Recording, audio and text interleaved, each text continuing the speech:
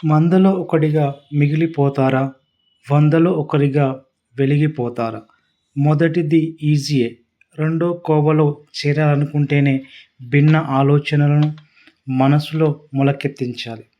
విలక్షణ నిర్ణయాలను ఆచరణలో ఉరకలెత్తించాలి.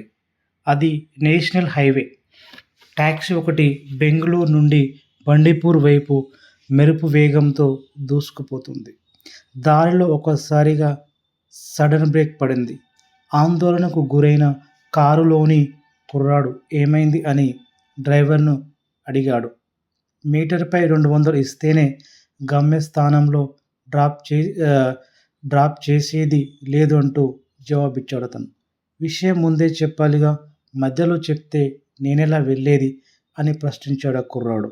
ఎక్కువగా ఇస్తేనే వస్తా, లేదంటే ఎంత దూరం వరకు అయినా మీటరుపై డబ్బులిచ్చి దిగిపోండి అన్న కరకు సమాధానం వచ్చింది ఆ డ్రైవర్ నుంచి.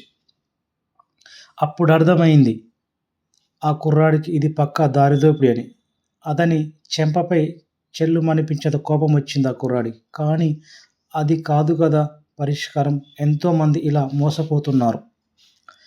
అలాంటి వారందరికీ పరిష్కారం చూపాలని నిశ్చయించుకున్నాడు. భిన్నంగా ఆలోచించాడు. కొత్త ఆవిష్కరణను తెరపైకి తీసుకొచ్చాడు. అలా వచ్చిందే ఓలా. ఆ యువకుడే మనీష్ అగర్వాల్. ఆ సమయంలో 200 కాదు, 2000 రూపాయలిచ్చి అదే టాక్సీలో ఎంచక్కా గమ్యస్థానంలో చేరే స్తోమత ఉంది. కానీ అలా చేయలేదు. ఆ సాఫ్ట్వేర్ ఇంజనీర్ బస్సు ఎక్కి బండిపూర్ చేరుకున్నాడు. ఆ క్షణంలో అంకురించిన సరికొత్త ఆలోచనే నేడు నగరాల్లో నిత్యం లక్షలాది ప్రయాణికులకు ఉపయోగపడుతుంది. బాంబే ఐటియన్ మనీష్ మందలో ఒకడిగా ఆలోచించి ఉంటే ఓలా రూపుదాల్చేది కాదు. పిన్న వయసులోనే ఆయన బిలియనియర్ జాబితాలో చేరేవాడు కాదు. ప్రభావవంతమైన ఆలోచనల నుంచే ఎంటర్‌ప్రెన్యూర్లు పుట్టుకొస్తారన్న భవేష్ మాటలకు ఆయనే ఉదాహరణ.